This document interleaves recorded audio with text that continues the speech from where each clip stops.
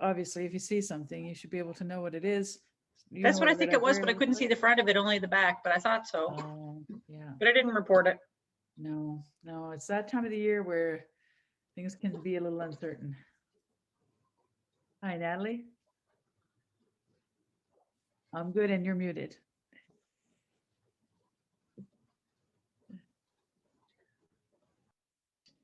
There we go. There Hello. we go. Hello. Oh, How's everybody? Oops. good. We're on lockdown. Oh, I know. Ken's not on lockdown. Anyway, we're on lockdown. We are. Yeah. There better be some good birds in HRM and not it's good birds outside HRM. Well, I don't know. I don't know how I feel about this. No. Oh my. It's hard to go someplace and hide as a birder. Unless you want Yeah. your bird. Yeah, exactly. But I mean, we always go self-sufficient. We pee in the woods and we bring our lunch and we never stop anywhere and don't even usually get gas. Right. So I know there was we were in lockdown when the rock band was here, and there was a few people that came from outside of HRM. So Oh, yeah. I don't know. Yeah. yeah, and they It's a hard e-birded thing it to as do. long as, Really you know, on it's that all side. birders there, as long as everybody's being smart.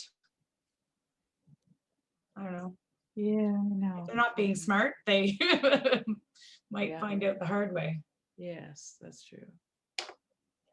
Yeah, that's very unfortunate, this whole thing.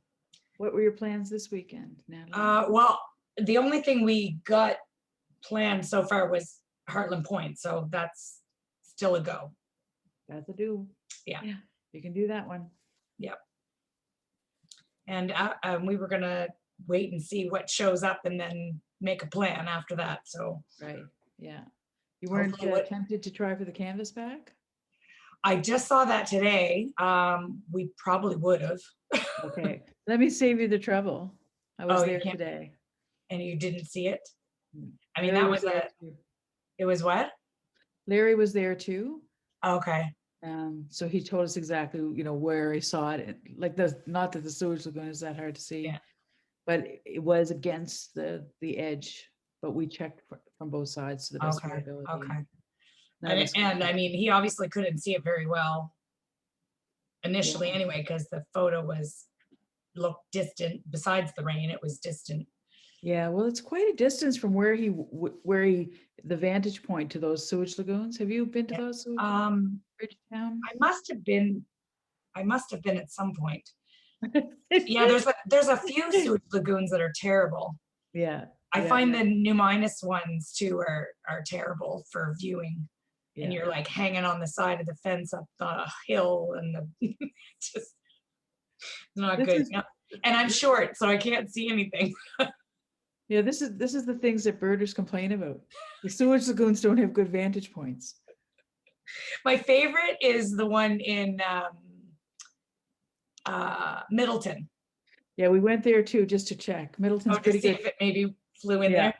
Fort Williams is pretty good. Yes, yeah, that one's all right. And Windsor's not too bad. You can. Oh, Mahone Bay is pretty good. If you stand in the back of Wayne's truck, you can see really well. That's great. Yeah. Yeah. Yeah. Yeah. Well, I just thought I wanted to go for a drive. So my sister and I went for a drive, and we visited Berwick and Middleton and had had a nice drive, but I didn't really expect to see that bird, but I thought, well, what else is there to do? Worth a try. Yeah.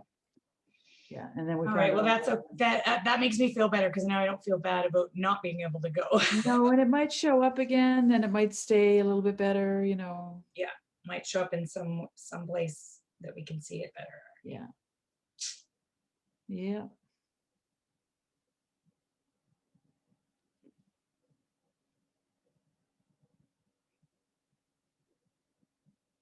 My messy office. Don't even. Are you at work? No, this is my home office, but I've got junk. I moved from the downstairs. I moved my office from downstairs to upstairs, and I didn't really unpack a lot of stuff. So I still have boxes sitting there. As I need it, I pull it out of a box. I just arrange, my room is always messy, but I try to arrange my camera so people can't really tell. Get a little view I of the just didn't even, outdoors. I didn't even have time. I like got home and wolfed down some food, and I thought, oh, the office is still messy, still Yeah. messy. Not bad though, Natalie. Oh, well, yeah, my dogs come to visit. Actually, one of my dogs is behind me.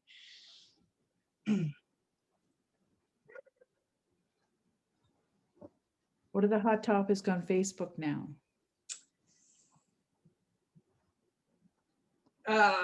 I don't know. I think as we take down posts, we're gonna hear some stuff. I don't know if there's any hot topics today. Other than COVID, right? Other than COVID, yeah. Yeah. Oh, yeah. That's a bit of a thing. Actually, I'm still kind of absorbing that. I was trying to listen to it on the radio on my phone while I was working, as I'm running around and sticking my phone in my back pocket and trying to hear the news, or not the news, but the press conference. I was listening to it as it was happening, but it didn't affect me and my work, except we're now going to be therapists again, as everybody else is anxious and losing their minds. All the anxious parents and all the anxious children and all the anxious everybody. Oh, yeah. So that's the hard part, dealing with the anxious parents. I did an interview today with somebody in the press that I don't even know who it was. Kaylee. You're just so popular, you just don't know. Yeah, that's right. Yeah, Kaylee Miller, I think it was. So she actually called, I think she called me and said, I want to write a piece about how to protect the birds. Oh, And so I thought it was great. I thought it was great that the press would be interested in not just what's this cute little bird and what's this rare little bird, but Yeah. how can we help people protect the birds? Hi, Chris. nice. Hi. Hi, Richard. Hi. How's everyone? Good. Good, thank you. It's just been snowing heavily here in the valley. That's it. Not for the moment. Woo. We've got some sort of hail situation or something. I don't know what that is coming down here. I can't see it from here. We've got nothing. Actually, nice. It's nice out there. It's a little windy and a little cold, but Yeah, it's not been a great day overall. It's so that's I went out birding today. I was working. Nobody was birding today.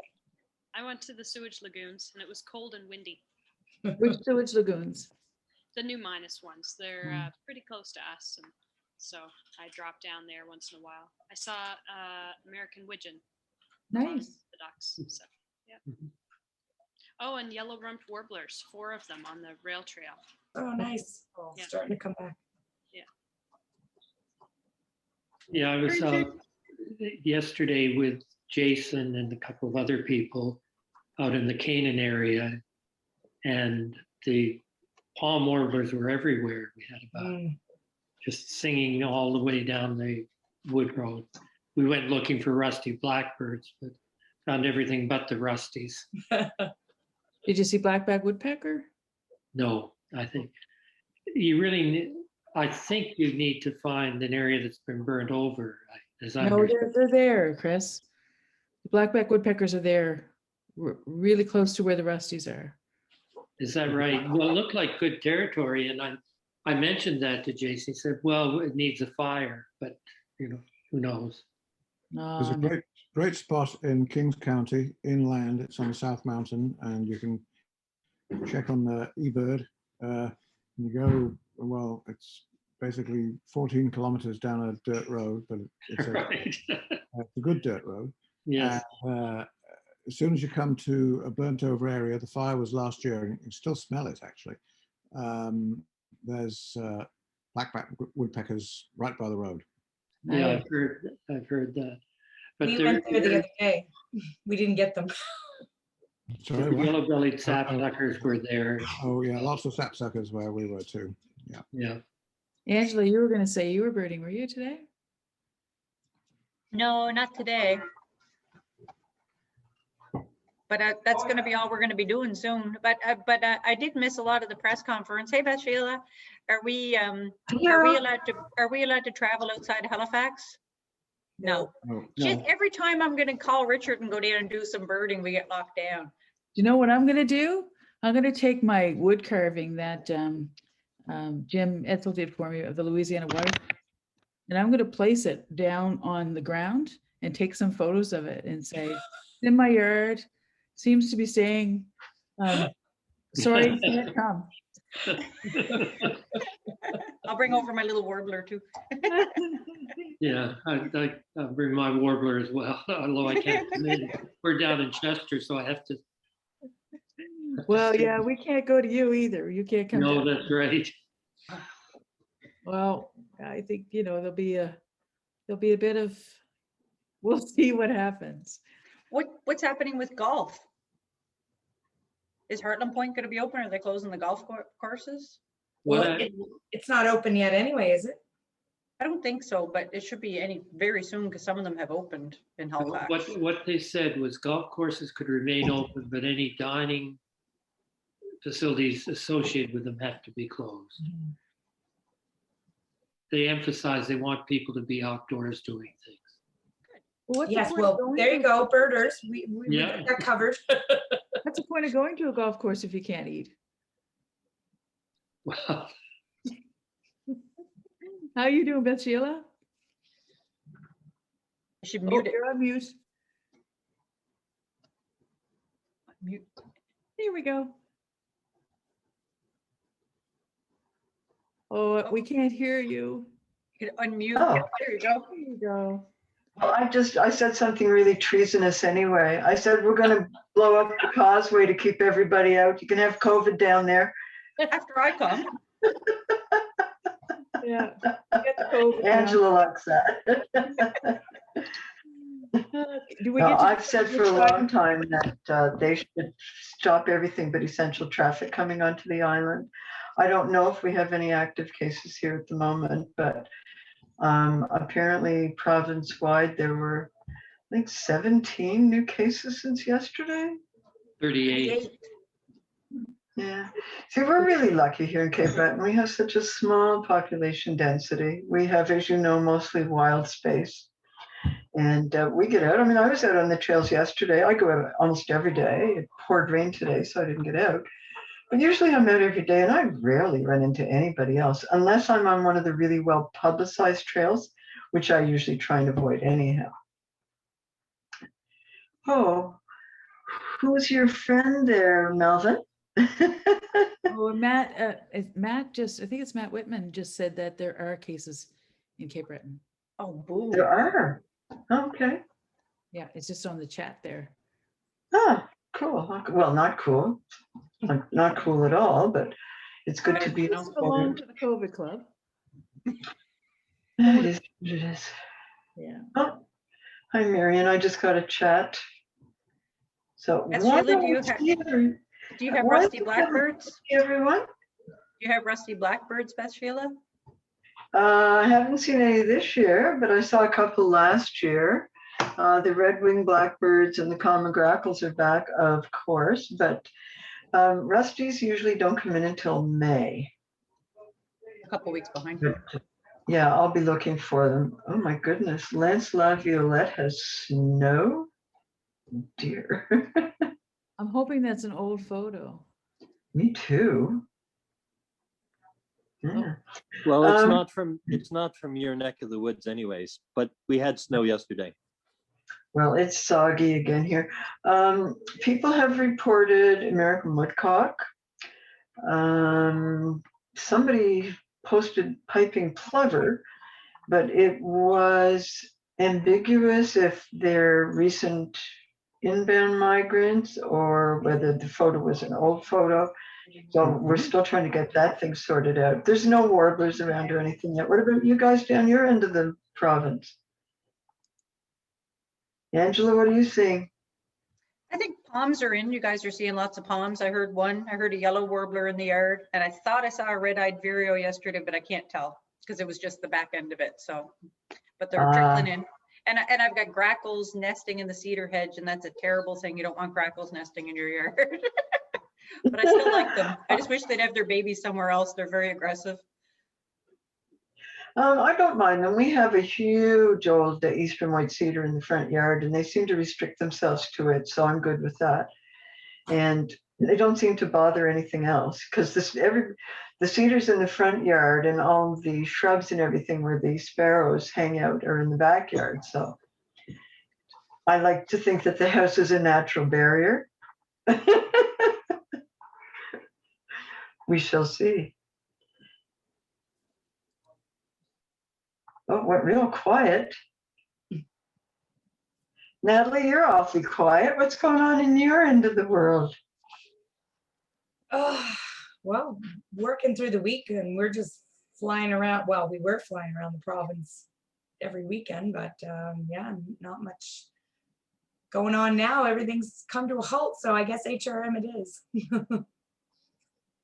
But Are there's you in the city? I'm in Lawrencetown, like not the Valley one, but the HRM one. And around here, there's lots of palms. I've got lots of red crossbills around. They're in my yard. My feeders just came down and they were sitting up in the tree above where the feeder was this morning as I left for work, and they're like chattering, and I said, well, sorry guys. And but I think they're nesting in the woods, in my little patch of woods, because when I go in there. Well, I still have my feeders up because it's still quite cold here at night. So my feeders are still up. I normally have quite a number during the winter. There's only 3 that are active right now. And the evening grosbeaks are around, but they don't come down to the feeders. It seems pretty much, the feeders seem pretty much restricted to black-capped chickadees, the occasional red-breasted nuthatch, and the juncos and the sparrows are down on the ground. But the grosbeaks, I hear them all over the place. And we have traditionally had several pair nest in what I call our bottomlands, behind the house down towards Southcott St. Anne's. And I'm hoping that that's the birds I'm hearing, and I'm hoping that they're going to stick around and nest again nearby. That would be nice. Yeah, Yeah, I think no shorebirds. Do you have great blue herons in yet? Oh yes, yeah. Quite I haven't seen one, and believe me, I go looking for them. Yeah, But they're no. quite active now around the shores here. Victoria County, we're just that close to the highlands that everything is so late here. Probably a couple more weeks, you'll start seeing them more, or even. Oh gosh, from your lips to God's ears.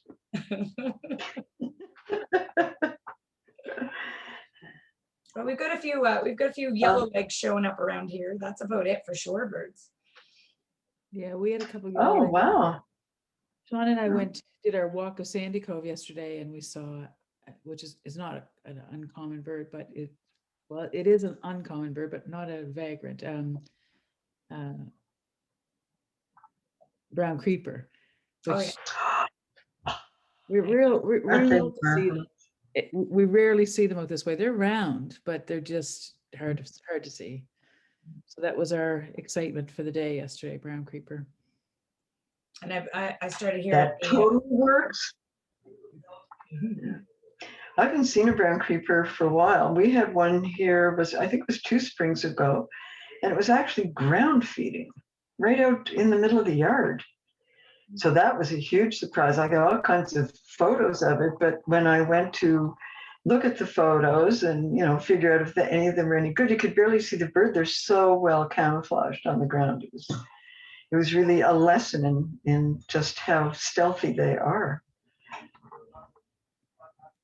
Yeah, this one sang, and so I looked in the direction of it singing, and and saw it for momentarily, and then it went on the other side of the tree, and then it flew to another tree, and that was it. But we were lucky. I was glad that Sean saw it because he doesn't, he's a patch birder, so he doesn't see them every year. I see them every year because I go places where they're more plentiful, but he was really happy to see it. I get a brownie award for a brownie point. But quite Oh, often, I think they're just beautiful little birds. Hi, quite Richard. often, sorry, there are quite often brown creepers at Miners Marsh, in that what they call Warbler Corner. If you kind of go in the back, turn left after leaving the bridge, go into the back behind the trail, and there's quite often brown creepers in there. And the other really good place in the valley for them is on the road that goes from Kingston to Greenwood. On the right-hand side, as you're heading south towards Greenwood, there's a pond with ducks, and there's a path which leads to a kind of a park with trails and little exercise contraptions and machines and things. And it's pretty good altogether, actually. It's good for warblers and so on, but it seems to be particularly good for brown creepers in there. And if you really look carefully, of course, you have to for brown creepers, you usually find one or two. Yeah, they're a neat bird. I don't know what it would take to get Sean to Miners Marsh, but We'll come over and have some wine or something afterwards. yeah, that won't do it. You'll have to go to the liquor commission to get the other drug. No, he's he patchbird, or someone asked, it just means that he really stays close to home. And we're lucky enough to live where there's a lot of variety of birds on occasion. So he figures that eventually everything will come here. We'll Right. see. We have lots of suitable habitat for brown creepers around here. I can go up to North River. I can actually just go about a quarter of a mile from home and get into some fairly mature woods, and I'm pretty well assured of finding them. But I've got lazy in my old age. I want them to come to me. I don't want to have to go looking anymore.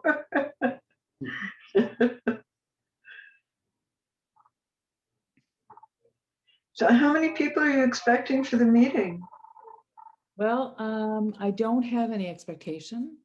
There Okay. are 22 people here now. The one person that I am expecting that we haven't gotten here yet is Lord Tranquilla. So hopefully we'll see her soon.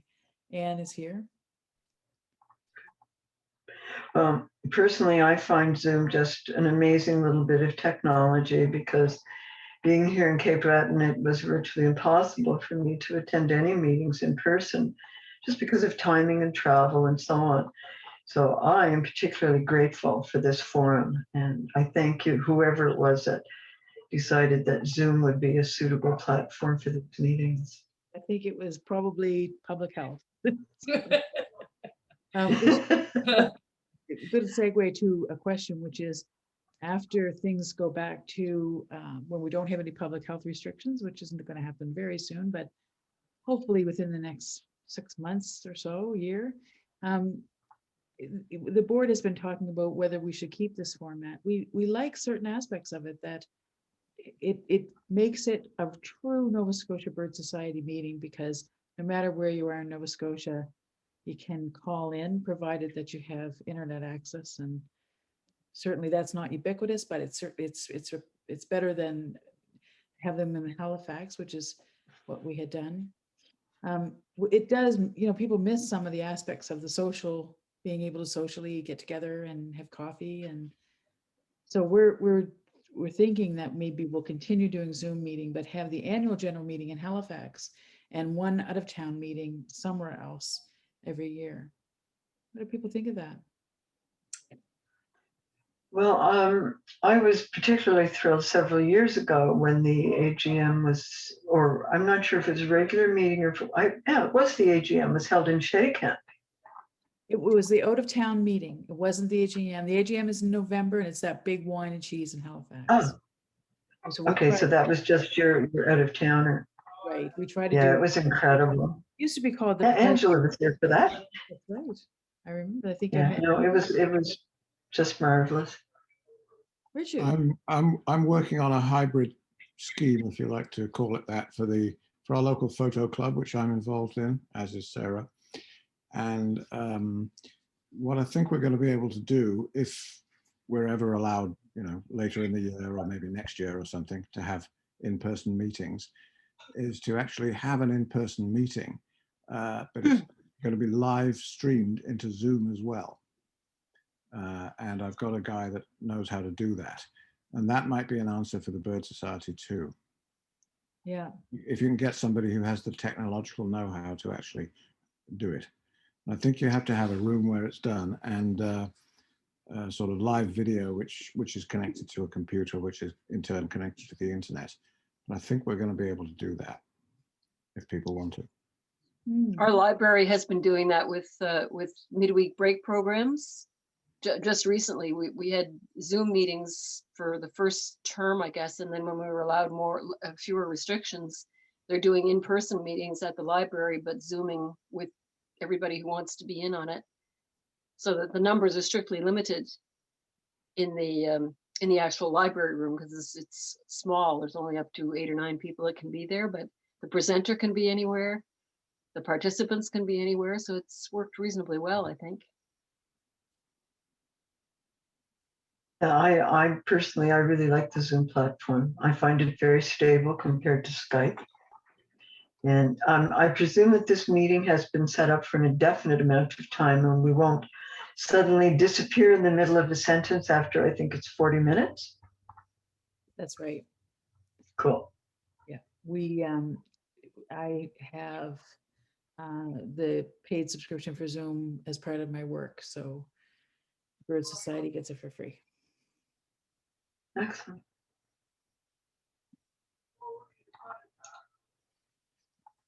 Yeah, I have done a lot. I've spent a great deal of my career doing this kind of telemeeting type work. So I have a lot of experience with teleconference, and the combination of those. I don't find the combination very successful. It becomes a bit of the people who are in the room and the people who are out of the room. And maybe with Zoom, it's a little bit better, but I have done video conferencing with multiple video conferencing locations, and video conferencing where there's some people that are on phone or on Zoom, or it would have been the equivalent of Zoom. So I'll be interested to see how well it works. If the people who are not at the main part of the meeting feel like they are part of the main part of the meeting, that'd be something I would like to know. Because it certainly could have a combo pack, that's for sure. I like Richard's putting up his hand. That was brilliant. I'd forgotten about that strategy, so that everybody knows that you want to talk. As I mentioned earlier, this is a godsend for me because I can attend meetings in Halifax. And I've been doing that with the Wild Flora Society as well. So yeah, it's a real treat when you're not actually where the meetings are being held in person, when and if that ever happens again.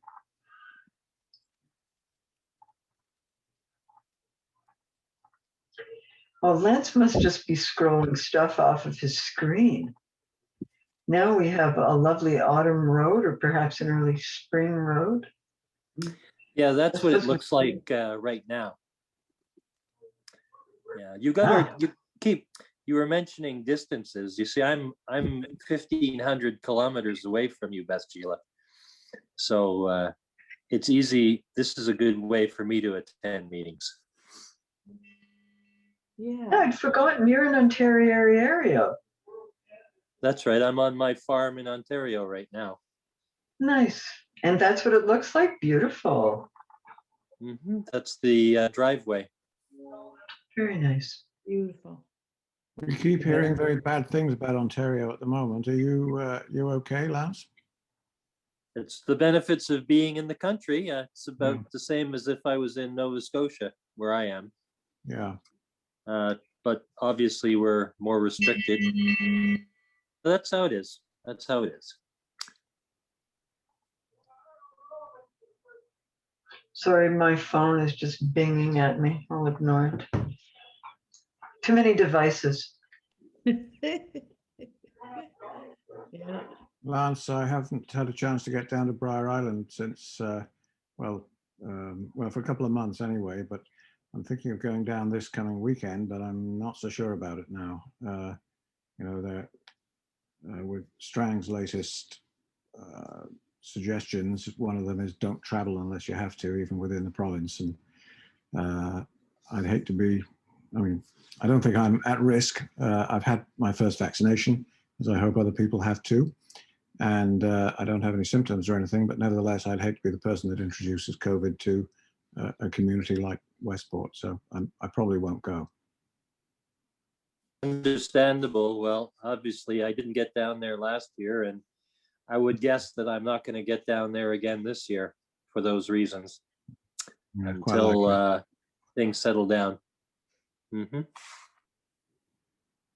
Yeah, it's really tough. This is the first time that we've been confronted with this kind of a crisis, and we're still feeling our way. When I say we, I mean, of course, the larger community of Canada. And many of us haven't seen our children or our grandchildren.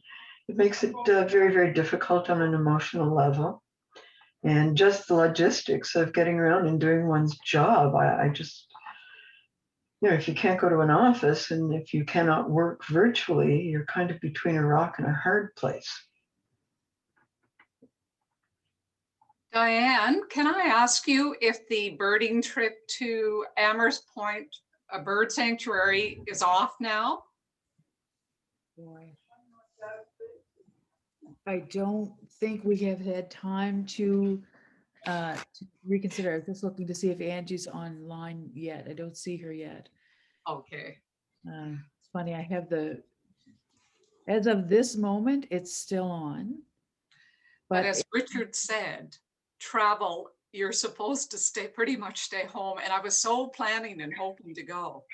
I don't know that the public health guidelines suggest that everybody should stay home. I think HRM is limited to essential travel, or am I wrong about that? I think it's HRM, but that's where I am. So maybe I better stay home. So if you're in HRM, then the guidelines would be pretty clear. If that is going to happen within the next 4 weeks, I think it would be, we would be violating the public health orders, not the rules, not the laws, but certainly the requirement to stay at home and not travel except for essential reasons. You gonna stay? Well, I was very excited about it because it was the first one since Jason's Dane trip out to Graves Island. Right. And I was all waiting for it. Okay, thank you. And with public gatherings limited to 5 people, I think that might be a province-wide directive, is it? I think it is. I think so. I'm not certain about this, but somebody mentioned today that here in Cape Breton, we're allowed to have gatherings of up to 15. Now, I didn't get a chance to check it out because I virtually walked in the door and got online and joined the meeting. But that didn't really sound very reasonable to me. Yeah, I'm just going to bring up the, since we have a few minutes here, I'm just going to bring up the. I like to think of all of my outings every day as personal field trips. So as of just- today, essential travel, people from outside Nova Scotia. Yeah. So it's not.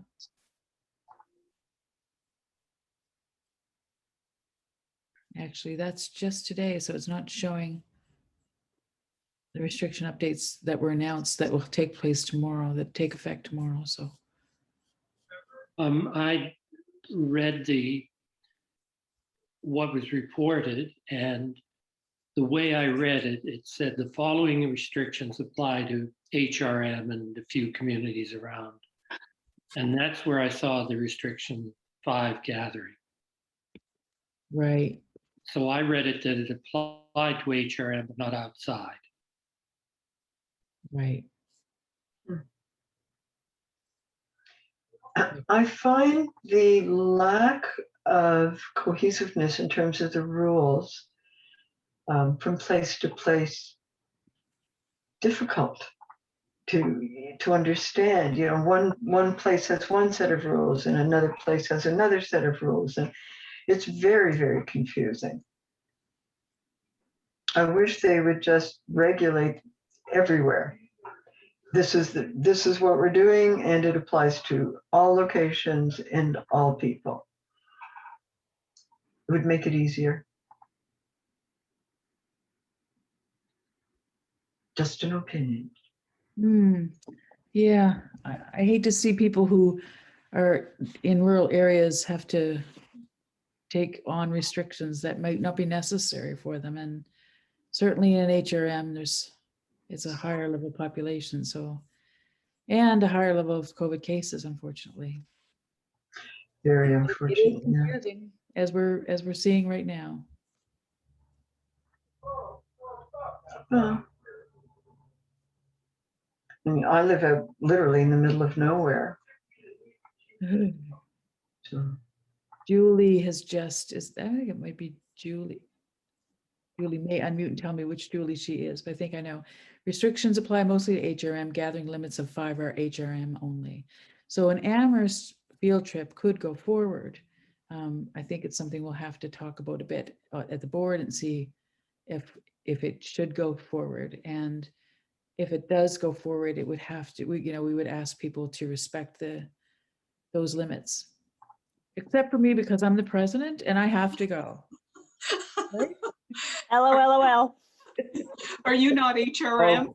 I don't know. HRM, jeepers. Yes, I'm HRM. I thought so. Yeah. I mean, I just don't know. Thank you, Julie. Julie has her hand raised or her thumb raised. That's okay. Hi, Diane. I'm just saying, yes, you go. You go. Obviously, the rules don't apply to you. That's right. That's the way it works. Uh-huh. I'm also anti-masker. No, I'm not. And I'm not getting a vaccine either. Come on. Come on. As a friend of mine said, discussing which vaccine to get, the closest one to your deltoid. Correct. So I do have my appointment for my first one, but I don't have it yet. Oh, you're so young. I know. That's why. The gray-haired folks have had theirs. Listen, I'm not young, but thank you. I had my first shot. Oh. The only place I could get one was in Dartmouth, and that was 8 days ago. So I went down early and managed to find a few Ipswich sparrows just on the way to getting my COVID shot, which I thought was quite good. That would make it And worthwhile. On a separate note, is that Julie? I don't know you, but are you the person that we corresponded on Facebook this morning about peregrine falcons? No, that would be a different Julie. I'm Julie Smith down in the Barrington area. Okay, there was well, if you bear with me for a sec, there's a Facebook group called Raptor ID, and somebody posted a picture of a peregrine falcon flying by the top edge of a cliff with some grass on it, and they wanted to know what kind of bird it was. And she said, oh, by the way, it's in Nova Scotia. So a number of people pontificated, some wrongly, but mostly correctly, on what this bird was. And I thought I recognized the cliff. So I put in this comments saying, I think I know where this is, but there's a well-known nest there, but I don't want you to tell me on Facebook where the nest is, because I think it should be kept hidden. But you can private message me if you want.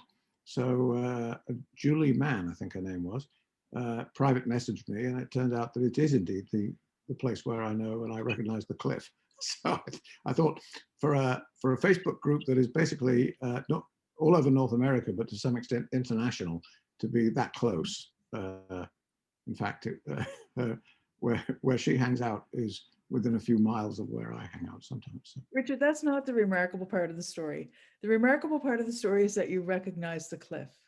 I know. I was amazed. Myself.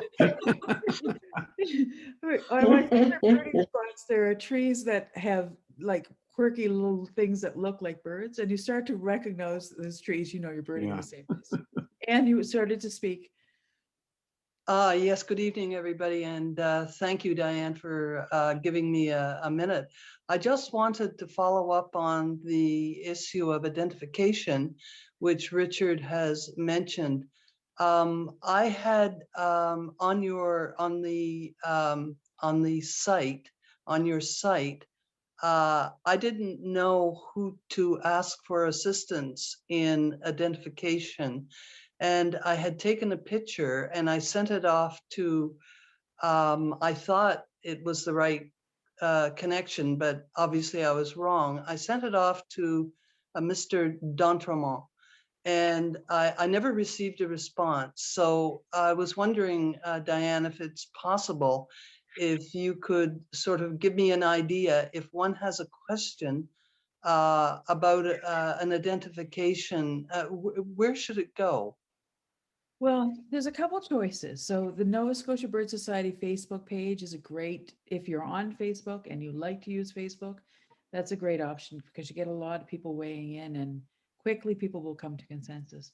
If you send an email with a photo to me, I will have a look at it. There's lots of times I can't identify it, but I get lots of help from other people who can identify it. And there's the email address is president@ nsbirdsociety.ca. Thank you. That's very helpful. Thank you very much. Yeah, and I try to be pretty quick with them. And some can be pretty challenging. Somebody wrote me recently, and I won't name the person. And it was a very decent question. They said that they saw a bird that looked like a house finch, but it had a black mark on its throat, and it was other than a little bit about the same size, but there was a couple other characteristics.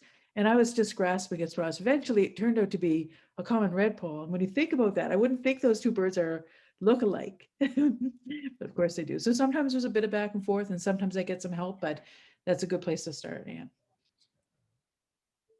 Well, folks, I'm kind of concerned. I have sent an email to Laura to remind her of today. I'm just checking. I don't have an email from her, so I will at least go through the short presentation, my brief presentation, which I typically do, and then we'll see where we are. We can certainly continue this conversation, which I'm enjoying very much, but we may have to reschedule, Laura.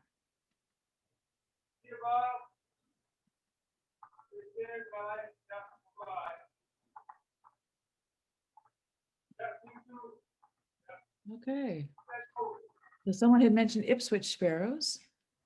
This is the picture I took the other day, and they are coming in, as you can see, but this is a map of the current year of Ipswich sparrows. And I think if you, in my view, actually, I'll see if I can unblock it. There we go.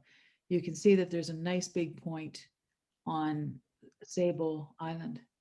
So they are arriving at Sable Island. And when you look at the map, you can tell in other views that there's more on Sable Island than just about anywhere else. And certainly they are being seen at other points of the province as well. I'm not sure if they're typically seen in Cape Breton. That'd be a Point little. Michaud. Yeah, that's the only location I've ever encountered them. And what location was that, Beth Sheila? Point Michaud in Richmond County, west of or east of Port Hawkesbury, out on that little spit of land that you see right at the bottom of Cape Breton Island. Okay. So as we probably, I don't know if you can. Bliss did a presentation to us about Ipswich Bear. It was really fascinating. I hope we have an opportunity to have her come back when she's finished her research and tell us about anything that she's learned in conclusion of her study. So if you see an Ipswich sparrow, there is a Facebook group that collects information on the sparrows, they're especially interested in banded Ipswich sparrows. So try to have a good look at their legs. and try to make note of the bands. The bands are different colors and on both legs. And it's important to know what colors you're seeing in what order on each leg.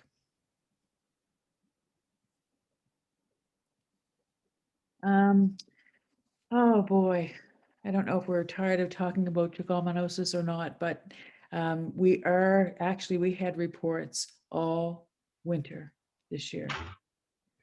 Not surprising given how mild the winter was. We have had confirmations from Prince Edward Island on samples that they've had. So the Canadian Wildlife Health Cooperative have confirmed various locations across the province have had trichomoniasis. So if we can just keep an eye out, we have, as of today, we've sent out a recommendation to people asking that they remove their feeders. And we did that after a lot of consideration because we know that there are winter finches that are coming back that may be hungry. And we were concerned that, you know, from a previous presentation from Tyler Orr, we were concerned that they may benefit from feeders. So it might be a good idea to keep them up, but on the balance, we think it's probably better to take them down. It's going to be, hopefully we won't have an outbreak. We're going to be watching really carefully. If anyone sees any or has a neighbor that sees one, we'd like to know about it and especially have it reported. The reporting process is very simple and is online at the Canadian Wildlife Health Cooperative.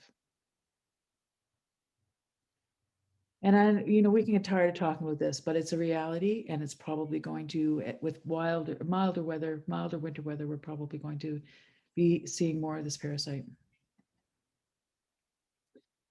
I'm sad now. I put this up, just reminding people that we're starting field trips. And as we've just had a conversation about it, the field trips may have to be altered. Certainly will have to be altered in the number of people that can take place if it's in HRM. I think what we'll try to do, what I'll promote that we try to do is continue on with the field trips. People are really keen and interested and want to get out.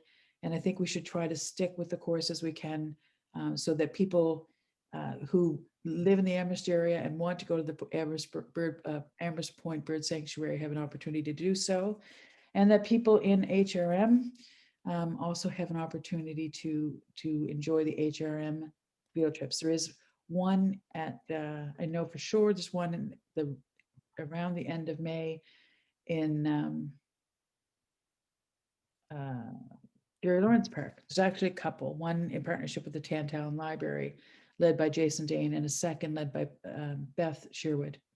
So there will be field trips in HRM, and we'll just have to do the best we can to take advantage of them. And maybe what we'll try to do is have multiple leaders so that we can have multiple groups of 5 and get people out to see the warblers as they come in. All that to be confirmed, but the place to check is on the Nova Scotia Bird Society website, which is on the events page. Now, I'm just going to check one more time to see if we have Dr. Laura, and I don't see her. So I suspect that something's come up with Laura Tranquilla, and she's not able to join us. I suggest that we stay on at least for 10 minutes or more if people want to chat. She may have had the time mixed up. I don't think so. I was in contact with her last week, so I know she has the information in her calendar, so I suspect something came up, as it does with young moms.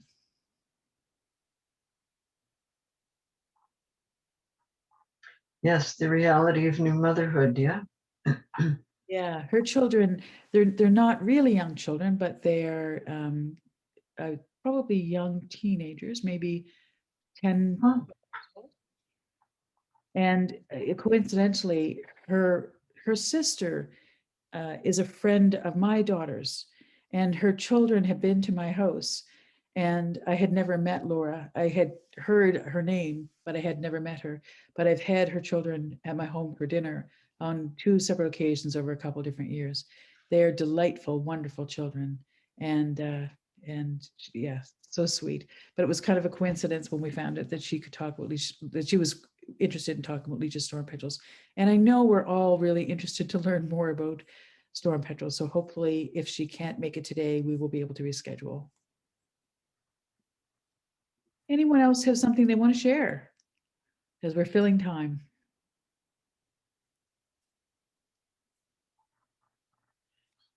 Maybe we could talk a little about the Global Bird Day.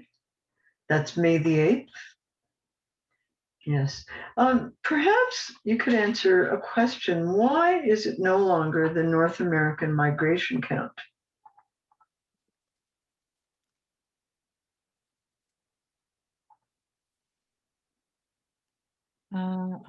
I can't answer that.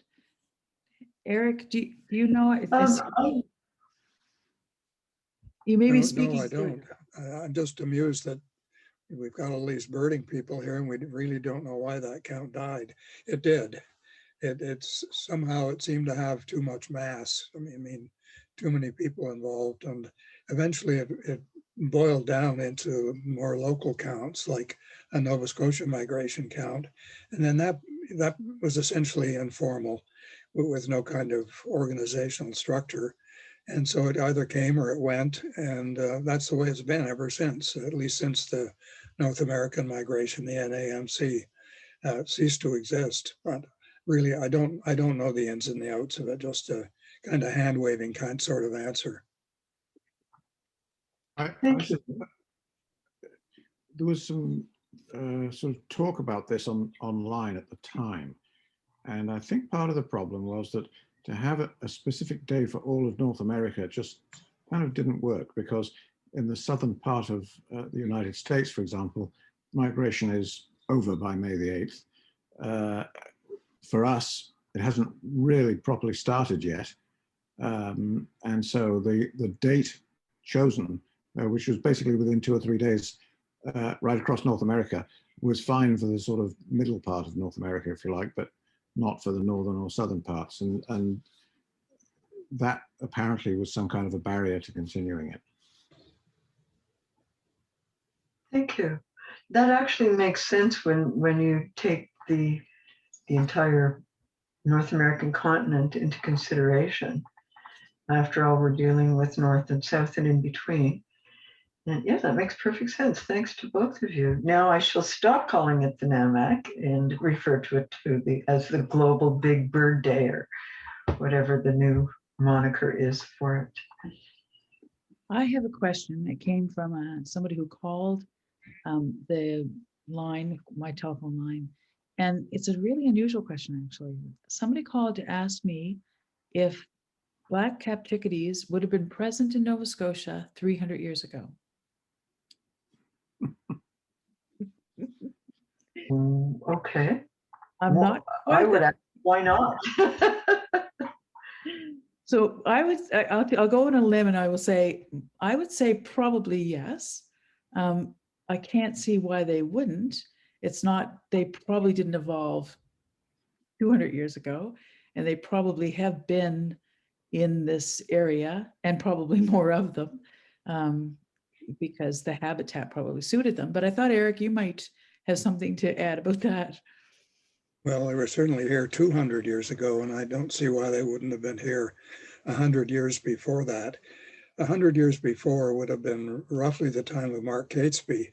And I honestly can't remember whether Catesby has chickadees. They would have been Carolina chickadees in his area, but it's a sibling species, if you like, very similar black-capped chickadee types. I'm almost certain they're in Catesby, which was the 1740s, if not a bit earlier. And they're certainly in Audubon, which was the 1820s through 40s, roughly. Audubon was in Nova Scotia in 1833. So the answer, I'm almost certain, I'd stake my non-existent reputation on it, has to be yes, they were here 300 years ago. I have no idea why the ask. I think I would also say that the Mi'kmaq have stories that include chickadees, and they have name for chickadee. So I think they've been here longer than 300 years. Nice point. That's great. That's great. I suspect it's fact checking for a novel or something. I'm probably a fanciful explanation, but I have no idea why. But I will answer her. Thank you very much. I read an account written by a traveler in Cape Breton who was basically walking from settlement to settlement sometime in the 1800s, before the network of roads that now exist had been built. And he was a naturalist, and he was exploring the flora and fauna. And he did very specifically mention chickadees, but that would have been in the 1840s or 1850s. So that's quite a bit later than that person was looking to get data about. I thought that was kind of interesting. I have an interesting question. This is odd. Somehow I got on a track of gray partridge the other day, and I looked on eBird to see, if we had gray partridge, and it looks like Nova Scotia used to have gray partridge up in Truro, and I was interested to know what happened to them, but also there are gray partridge everywhere on PEI, but not here. And I was like, what's up with that? Anyhow, I figure that you all might have an idea of a little more information about gray partridge, of which I know hardly any. Well, traditionally partridges are game birds, and the most likely scenario is that they were extirpated from overhunting. And somebody please comment on that observation. I can perhaps comment on that. This is Lance, and I'll turn on my video so you can actually see me when I'm talking. There you go. The gray partridge is an introduced species, and as Beth Sheila suggests, it was introduced for hunting purposes. And as any introduced species may or may not survive, it survived quite well for a while. And then I would suspect, Richard, you could tell me, is if it's still around Canning area, if it's still being found. No, eh? Usually what's... I don't think anybody's seen a grey partridge in Kings County since about the late 1970s anyway. It's gone from Truro too.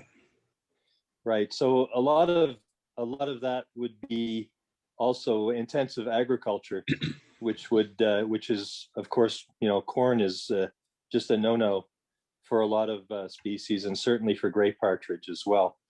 So ringneck pheasant are also probably diminishing, I would imagine, in certain areas, both because there's less spilled corn, better handling, and so less foods around. But it's another introduced species, so they tend to be introduced, and if they find suitable habitat, they kind of explode out and then they kind of decline. That's the usual pattern. I mean, even house sparrows are sort of showing that now after a long time, for different reasons perhaps, but so gray partridge are still widely found in PEI perhaps, but they've pretty well gone in Nova Scotia then. Interesting. Thank you. Yeah, really interesting. I suspect their population was probably also helped because people probably continue to introduce them. Just like pheasants are still probably raised for autumn hunting in certain spots on farms, and then they escape and replenish population in certain parts of Nova Scotia. I know for certain that pheasants are raised in the southwest part of Nova Scotia. At least one from I know of one person who does that, and quite a number of them. So I'm sure that they're still raised. And preserves for hunting as well. Ella. Yeah, my neighbor claimed that she saw a pheasant sitting on the fence. I live in urban Halifax, so I was a little bit taken aback, but it's possible. We used to see him in New York City sometimes. I have seen a pheasant at The park, the North End Park.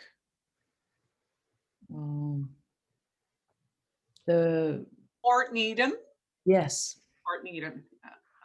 Well, I'm a little further south and I have basically land that is, it's got very old trees behind me and will probably be turned into some sort of high-rise development at some point. But right now it's a sanctuary for a lot of things. yeah. So since you've raised the subject of introduced birds, have wild turkeys found a foothold in the valley yet? Thank God, no. But people from time to time and very occasionally report bobwhites in the valley, Right. and probably elsewhere too. Yeah. Right. I imagine they and chukar are also used to train birds, train dogs, right, for hunting, and probably escape occasionally. There's, just so you know, in my area, there was a legal reintroduction probably 20 years ago in upstate New York, Vermont, and Southern Ontario. And within 25 years, there are now roughly 40,000 estimated in the Ottawa area. They have no natural predators really still in the area. So if they were to be introduced in the valley and got a foothold, you'd be seeing them everywhere. I have no doubt. In your And do they- backyards. Go ahead. Do they pose a threat to other species? No, they're just not a native species in Nova Scotia. I don't think there's any historical records. There were historical records in Southern Ontario, northern states, so they reintroduced them. Those were extirpated by hunting, but certainly in Nova Scotia, there's I don't know of any. I don't. Do you know any, Eric? The closest turkey record? Probably Maine, I would imagine, and maybe. It's southern New Brunswick, actually. Yeah. Okay. There have been some introductions in southern New Brunswick, but most of the birds that are seen there have walked across the border from Maine, where there is a natural population, or probably introduced there too, as a matter of fact. It's really well north of their Carolinian forest habitat. But in any case, New Brunswick has some, for better or worse. And there's constant pressure from a few people to introduce them to Nova Scotia. But so far, our politicians and habitat managers have managed to fend off the pressure. Well, the one and only time I managed to visit Seal Island was when the turkey population was going very strong. Yeah, there must have been 3, were there? No, they were everywhere. That was a long time ago. The last. Well, I know it was a long time ago for sure. Yeah. I remember seeing 1 or 2 during my years there. No, I was. It was. I'm trying to guess. It would have been probably 30 years ago, and went over there with Ian McLaren and some people from Montreal, and there were plenty of turkeys. Now, there was certainly suggestion of domestication. I did recall seeing a white turkey, but most of them had wild turkey coloration, and there was turkey guano everywhere, all through the fishing houses and everything. I don't know how you would notice it amongst the sheep droppings, but there you go. John, Well, you wanted to say something? Yes, there's been a flock of one or more flocks of wild turkeys in Yarmouth County in the area of Carleton. I've seen them myself. They seem to be wild. I see them in the winter. According to the residents, they are on their own. They probably escaped from somewhere at some time, but they seem to be surviving. Yeah, most of these turkeys, of course, have some kind of domestic provenance, origin, And you can tell by the tail tip, which is white in domestic turkeys and brown in the typical wild turkey of North America. And then you get interbreeds, you get intermediates, but that's one of the field marks you look for. Those Yarmouth County birds are almost certainly introductions and are so-called feral. I suppose we shouldn't be counting rock doves either for that matter. So, but we do. They've been around forever and they've become part of the landscape, but turkeys are certainly not in that category yet, at least in my opinion.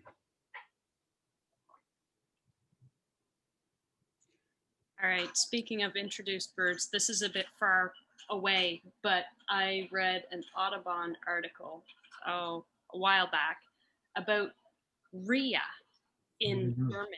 So these giant flightless birds thriving in Germany, like a few escaped, and suddenly they have a rhea problem in Germany. And that's a big problem. And the Yes. loud one, they're very loud.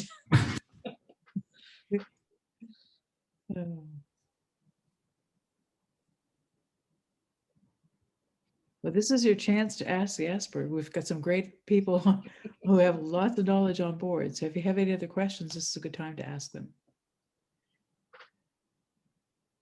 Has anybody here or have tufted titmice made it up to Nova Scotia? Well, there is a seal, a Bon Portage Island report of a tufted titmouse, but regularly in eastern Canada, they seem to occur only in southwestern New Brunswick around the St. Andrews area, and there they've come across from Maine. But I think we're all waiting for one that's a legitimate tufted titmouse somewhere in the province. Anytime will do, as long as it's accessible. But really, I can't recall, maybe Richard can, but I can't recall any plausible records of tufted titmouse since the one on Bon Portage maybe 30 years ago. No, I can't either. Years ago, I used to do that, list the birds in that section for the Bird Society magazine. The only one I can recall was the same one. It was found on Bon Portage. There was recently an article somewhere, and I can't remember where, about the possibility of tufted titmice or mouses, whatever, coming to Nova Scotia, and somebody mentioned that they're very, very reluctant to cross water, and therefore, if you're going to see tufted titmice in Nova Scotia, the sort of the Amherst area would be the logical place to look. Maybe on the next field trip in a couple of weeks, but. I don't want to hear about it if they're there. Yeah, they don't like to cross water, and so they wouldn't fly across to, say, Seal Island or Briar Island or whatever. Well, the reason for my question is that Nova Scotia's climate's sort of falling into New Jersey, where I lived for years, and tufted titmice were always with the chickadees. And, you'd see the goldfinches, the tufted titmice, and the chickadees. They were, all over. They hung together. Yes, and they're certainly common enough in southern Ontario, which has, in some ways, a more rigorous climate than we do. So it's got to be something geographical. And I think Richard probably is right about it. They're not long distance migrants, really. And the fact they're in southwestern New Brunswick means they've been able to cross over from Maine without crossing water, which makes it pretty easy. But getting to Bon Portage is quite a stretch, and that seems quite surprising to me. And I don't really expect to see one on Briar Island in the near future either, although I'd be pleased to accept it if it shows up. You'll need some evidence. A question's been brought up on the chat here, just asking people what they think of the new Biodiversity Act and the way it came to be. No comment. It's a gutless wonder. Yeah. And so is no, never mind. I withdraw that remark. Before it's even said. Yeah, it's been interesting, hasn't it? It's been, so I'll just say that when the Biodiversity Act was first introduced in its original form, a lot of people were really excited about it. It's certainly the group that called themselves concerned citizens, concerned private landowning citizens or something, which was an absolute front for Forest Nova Scotia. Were very aggressive and used some pretty extreme tactics to spread information that was included some out and out lies. And it actually created a bit of a problem for the Bird Society because we have a lot of members who are private landowners, and some who were very concerned about the impact that could have. There's certainly, there may have been room for improvements, but I think the intention was really to protect wildlife. And that, there may have been emergency situations where private landowners were asked to do something that they didn't want to do, but for the most part, it was seemed to me to be collaborative, having read the act. And I was very surprised and disappointed with how quickly there was a caving to that pressure and a rewriting of the act. I will say I am pleased that the act passed because we now have something to talk about when it comes to Crown land. And, maybe a step towards a future where we have a little more breadth in the act. But for now, I guess I'm choosing with some difficulty, but I am choosing to look at what is it that we have here and what can we use, how can we use it? So again, now it applies to Crown land. There are, I think it might make a difference if we have a threat on Crown land. We may be able to employ that act in a way that, gives us a little more leverage. Well said. Yeah. Just now, I tried to move my laptop over to the window to show people how hard it's snowing right now. We're getting accumulation. It's snowing like a blizzard out there. I don't know whether anybody could see that or not. All the people in HRM are breathing a sigh of relief. We don't want to go to your county anymore. Hey, no snow here. No, in Halifax. The flurries are out there. Oh, I can see I can see them over Halifax now. Oh yes. They're not in Portuguese Cove though. Aren't they? Lucky you, Diane. Oh, wait, now I may see a flurry or two. Okay. Well, folks, I apologize for the change in schedule of venue here, but I have enjoyed our conversation. It's good to have an opportunity to have some relaxed question and answer. Usually we're trying to pack some of that in at the end, and it's good to see everybody. Any last minute thoughts before we sign off? We'll just say, Diane, thanks for the opportunity. I mean, even without a speaker, it's really nice to get together and have a chance to exchange ideas, to see who's out there and carry on as a group. It's really a pleasure. Thank you. And there's no reason to rush off. I'm happy to sit for a little while, and I'm enjoying this conversation. I just know that there may be some people who want to sign off, and given that we are having a different conversation than we had planned. I would just mention, since Lance is still online, Lance, I'll be in touch tomorrow. We've got things to talk about. And, okay. I've been away, actually. I've spent two sessions on Brar Island since we communicated last, and so I have a few things to talk about. We can compare notes anyway, so I'll be in touch shortly. I have a bit of a curiosity on another request that I got from somebody that might be of interest to people, and I won't say where or who I got this from, but I have credible evidence of an eagle nest on ground with what looks like a valid egg. That would really be unusual. Yeah. Are there any trees in the area? It's on an island, but I don't know if there are trees, and we're exchanging emails to try to get more information. I just received this email a couple days ago. So I suspect that, that there aren't trees, because you would think that they would build a nest in the tree. This person approached the island on a boat, got out of the boat seeing an eagle and thinking that the eagle was eating something on the ground. And when he approached, the eagle flew off out of the nest, and he was able to see the egg, take a quick picture, and then take off very quickly to make sure that the eagle returned to the nest. And we did a little bit of research, and I think Alex might be online. If you are on, Alex, you might want to just chime in here. I know that you did that research.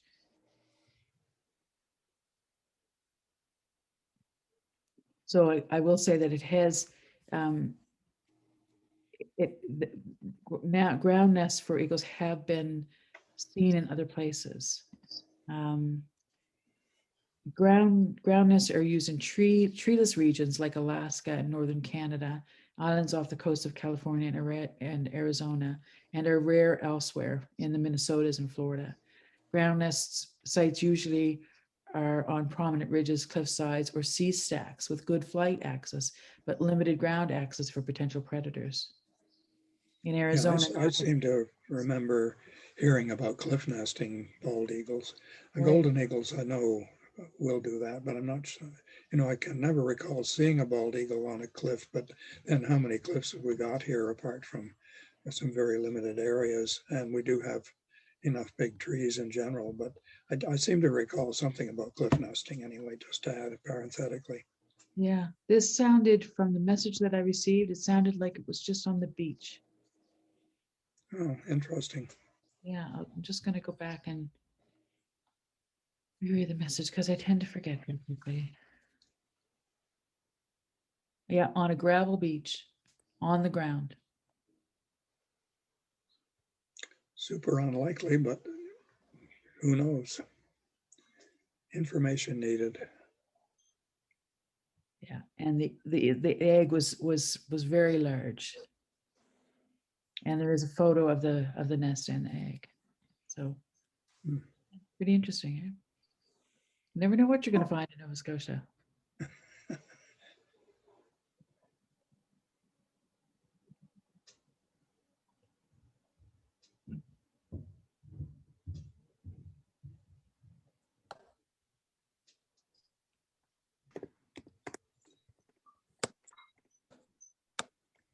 Has anyone checked the weather for tomorrow for birding? Going to be windy. Okay. I was for a walk to Pennant Point. So, Crystal Crescent Beach is pretty accessible. It's about 3 or 4 kilometer walk from the gate to the beaches and around, where I go pretty regularly. But every once in a while, my husband Sean and I will go right to the Pennant Point because there's good vantage points. It projects quite far into the ocean. And we went about a week ago, and there were literally thousands of northern gannets just offshore. Streams and streams of them. It was really, really neat to watch. So the wind may bring some birds. Oh. Not all bad news. Someone just posted a scarlet tanager on the Facebook site, so Ooh. I didn't say where, but Oh, wow. you're on top of Well, it. we need to get on there and tell them to put the location on, don't we? Only if it's HRM. Yeah, I don't want to know if it's not. Oh. Well, hopefully we won't get too bad. If the problem, of course, with wind this time of year is if it's southeasterly out my way, we'll end up with some fog, or typically we'll have some fog as well, which makes the viewing. Oh, Angela already asked them the location. Okay. You're on that, Natalie. Good. I just put it on my phone here. I was like, oh, I want to know. So we'll find out soon, hopefully. So it looks like a southwest wind, which is can be a good birding sea watch for some spots in Nova Scotia. Scarlet tanagers are gorgeous birds. I hope we do get to see. Oh yeah. If not this one, I hope we do get to see more. I had one in my yard last spring. Fine. Okay. Where is your yard? Oh, Canaan, Kings County. Okay, okay.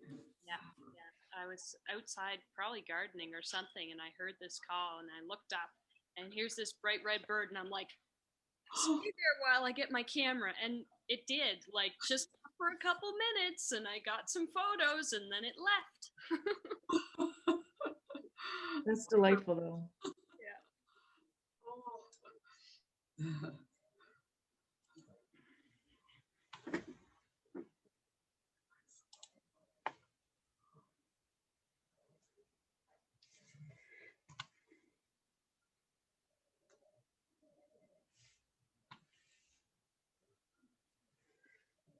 So with all the migratory birds, just a reminder that for you and for your neighbors, if you get a chance to talk to your neighbors about this, the second most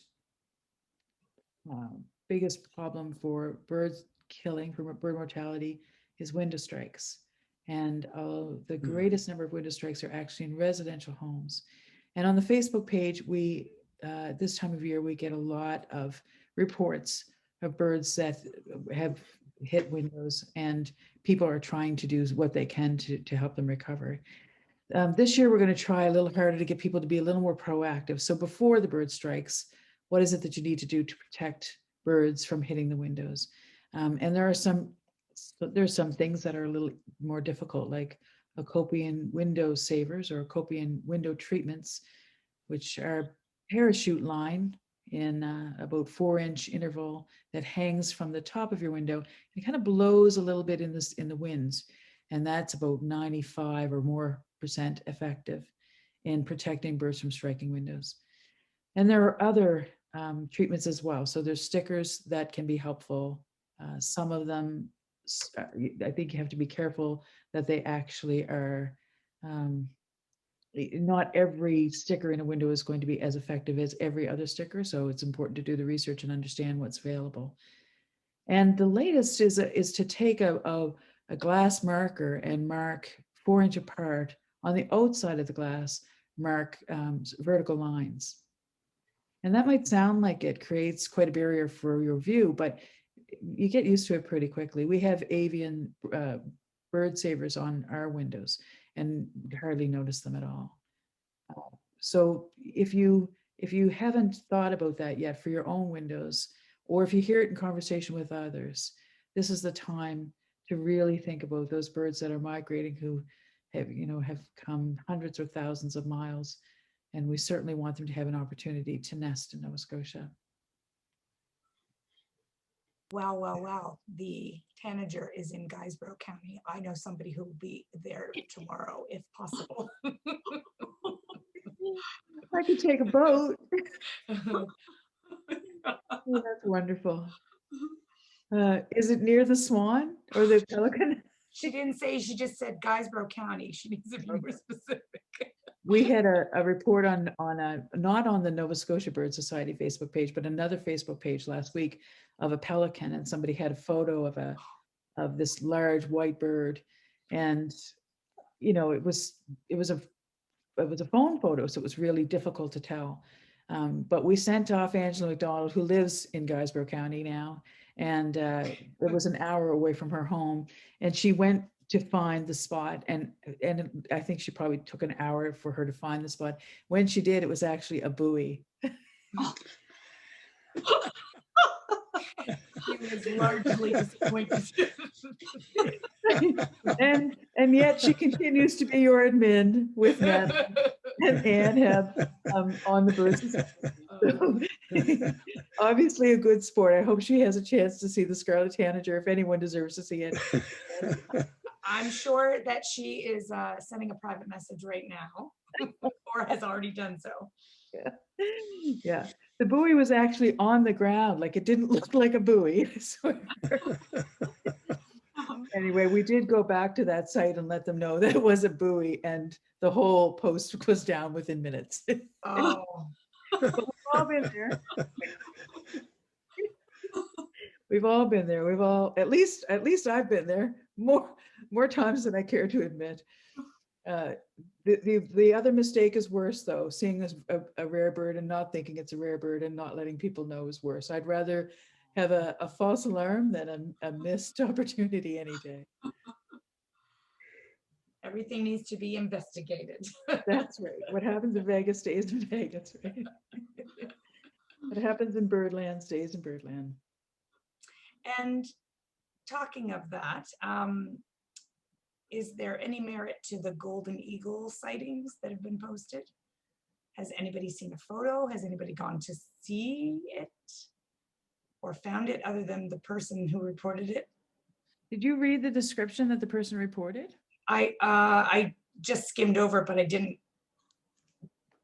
didn't sound like it was a golden eagle. Didn't to me either. But I wondered if somebody actually went to check. Diane, it's Ken McKenna here, and that lady is a new birder who moved here from Ontario a short while ago, and I corresponded with her by email last night, and she's just new, and she really wasn't aware that I think the sighting is bogus. Yeah, I think she's taken it down actually. Okay. So, yeah. You know, like we say, better a better false alarm than a missed opportunity to see a rare bird. So we all make those mistakes. Yeah. While I'm on the line, I don't know if anybody else is doing nocturnal owl surveys, but I'm pleasantly surprised this year, the 2 surveys I did, that the number of saw-whet owls is up nicely. I had 3 on my route that runs from Sunnybrae in Pictou County to Caledonia in Guysborough County, and 2 on my route that runs from Lorne in Pictou County to Lansdowne in Pictou County. So quite a surprise. I heard word from a study that nest boxes that somebody has up, that they have a box with 5 eggs. It's 5 saw-whet eggs in it a few days ago. So probably near a full clutch. So yeah, interesting. I don't know if anybody else is noticing increased saw-whet numbers, but there's been quite a few heard from people listening in the evening here in Pictou County. Nice. That is good news. They are, of course, quite cyclical, and they've been in really low numbers for quite a few years. So it's due that they're bound to have an increase in numbers. Who is Whitcomb? I said Matt Whitcomb, but I think maybe it's not. What's the first name of the person who's Whitcomb here?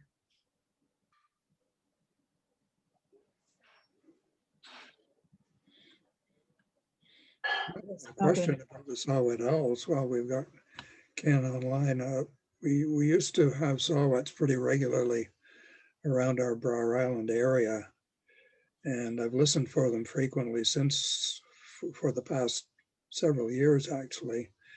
What we do have in the area now, and didn't way back when, is a breeding pair of great horned owls. And great horned owls will certainly take saw-whets, and I'm wondering if from the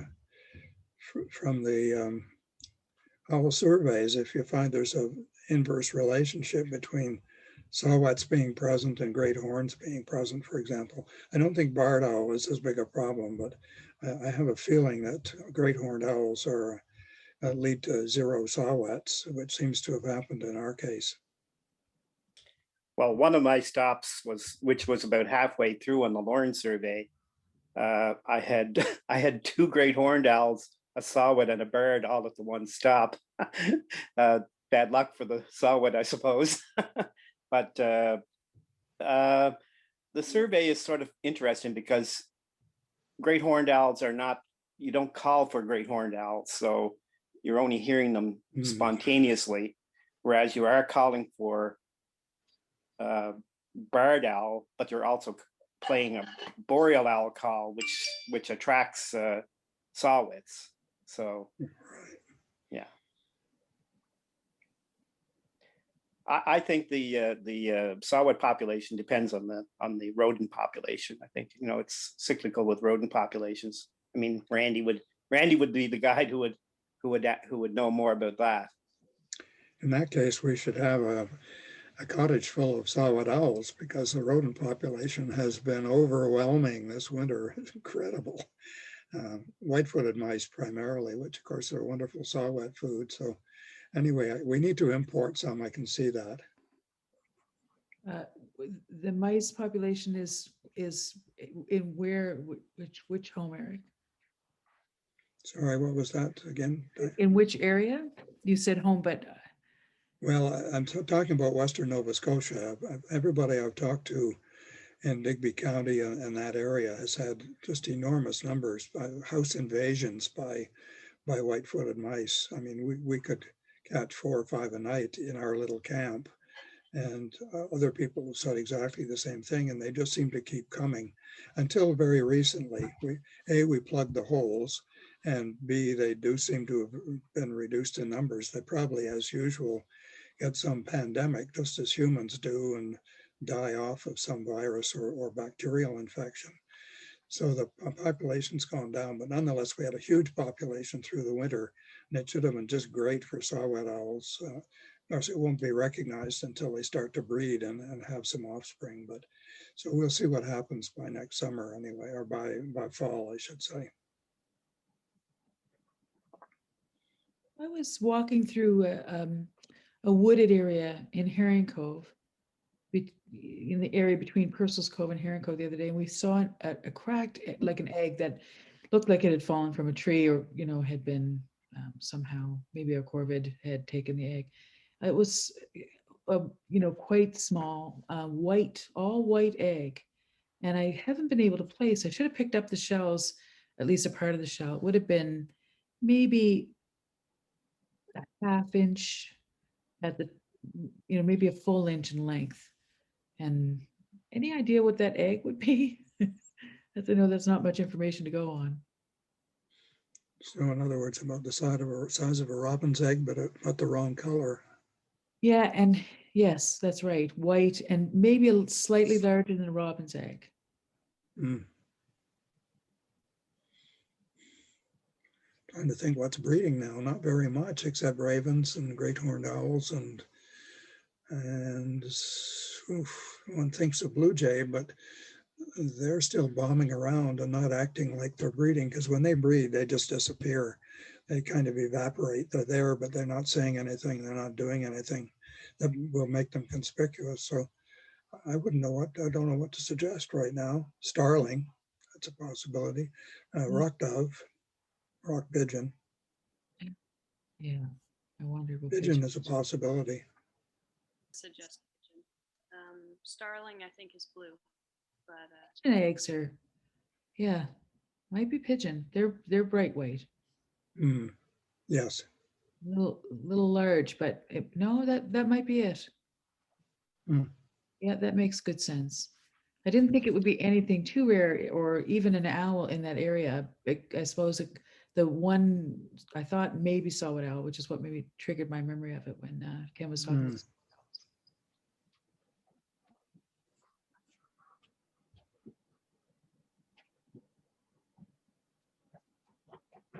Well, folks, it's getting dark here, so I think we'll end the call for now. Again, thank you so much for your patience and for your presence tonight. I'm going to follow up with Laura to see if maybe she can reschedule on May 27th. Hopefully there's nothing going on that's too serious there and it's just a memory lapse. We all have those as well. So whatever it is, we forgive her and want her back. So I'll keep you posted. Thanks, Diane. Good night. Good night. Good night, everyone.